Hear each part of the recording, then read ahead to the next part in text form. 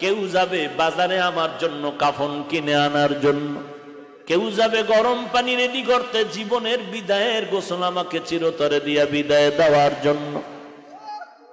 এমন এক হালাত হবে রে ভাই, আমার লাশ ঘর থেকে নামায় দিবে আমার মা, আমার সন্তান, আমার স্ত্রী।